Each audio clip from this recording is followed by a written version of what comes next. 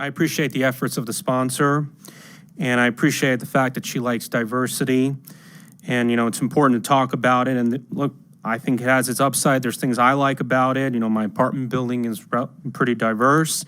However, everything has its downsides. And I think we feel that this curriculum is not fair. Some people don't like it. Diversity can bring conflict. Many countries have split throughout history because there was conflict, like Sudan, not too long ago. Las Vegas area is pretty diverse, but some neighborhoods are not. And you got to really think about that. And hence why perhaps you can argue some people go to private schools. We're concerned, does this bill have fairness of views in terms of what if somebody's pro-European and is not happy with multiculturalism? We hope that their First Amendment is protected. And I absolutely believe that they should talk about genocides, but are we going to talk about all genocides throughout history? What about the Armenian genocide? The fact that Persia was conquered by the Arabs and the Mongols and the Turks? We talk about the Indian Ocean slave trade, where, how the Arabs and Persians took slaves from East Africa. All these things need to be considered. Hence, Saudi Arabia's 10% sub-Saharan African descent. And is there going to be a double standard among men and women? Are we going to say, for an example, Summerlin is more sexist than Las Vegas because there's a larger pay gap? All these things need to be considered. So we have some concerns about some of the cultural aspects, and correct us if we are wrong. But other than that, thank you so much. Thank you, Mr. Ojjaty. Good afternoon, Madam Chair, members of the committee. My name is Janine Hansen. I'm the state president of Nevada Families for Freedom. We have serious concerns about this bill. We don't want anyone harassed or persecuted for what they believe, but we believe that AB 646 locks DEI into our education in the Nevada schools. It is an attempt to thwart any effort by voters, taxpayers, parents to move away from a woke agenda in our schools and back to traditional American ideals identified in the Declaration of Independence, the Constitution, the Bill of Rights, and basic education. It prohibits State Board of Education, county school boards, charter schools from refusing to enforce any course or of study by the council to establish academic standards and on public schools. Section 14G, which is repeated in other parts, is a particular concern where it talks about the physical and emotional development, including without limitation the development of human reproductive system.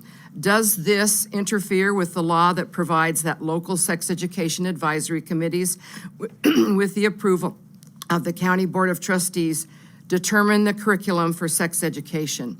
This bill is an intimidation tool which provides that members of a governing body, such as a school board who violates the provisions of this bill are guilty of a misdemeanor punishable by a fine, and any person employed found guilty of violating this agenda shall be terminated. Since parents found out what was really being taught in the schools during COVID, there has been a steady exodus from the public schools. Homeschooling, which was 2.1%, is now increased to 13.1% from 2020 to 2021.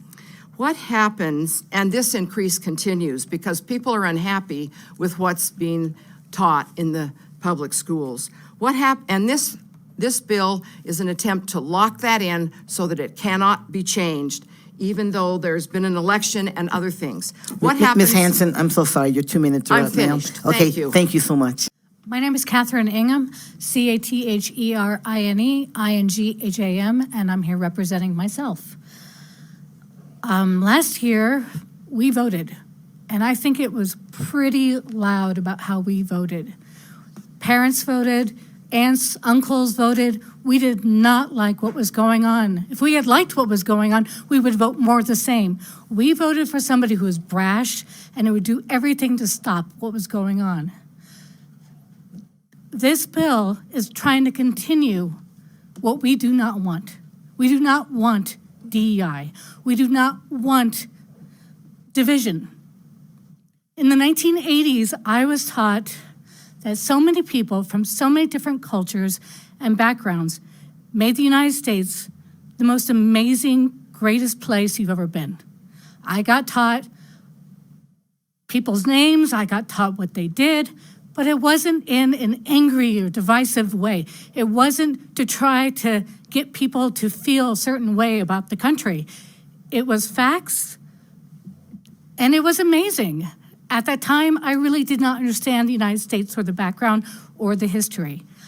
Through history and through my language arts and through cultures, I was able to understand a lot more about what a mixture of the United States is. But it wasn't in an angry, violent way. It was through facts, and it was through understanding. And I really hope that you guys maybe take a look and see what the parents want. We want our kids to be taught in a factual, understanding way, not in divisiveness. Thank you. Good afternoon. My name is Lynn Chapman, Lynnchapman,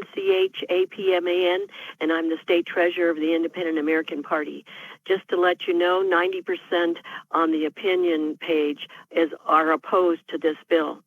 The U.S. Department of Education, February 2025, said the U.S. Department of Ed launched DEI.ed.gov, a public portal for parents, students, teachers, and the broader community to submit reports of discrimination based on race or sex in publicly funded K-12 schools.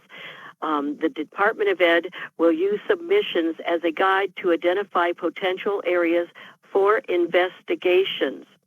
AB 464 prohibits the State Board of Ed and county school boards, which were elected by the people and who are our voice, from refusing to enforce any course of study by the council to establish academic study standards for public schools. Excuse me. This renders the county and state boards who were elected irrelevant. Nevada, there is federal dollars to be concerned about. Also, in investigations that should worry Nevada. So we're agreeing with everything that's been already said. In opposition to AB 464, please vote no. Thank you. Thank you, Ms. Chapman.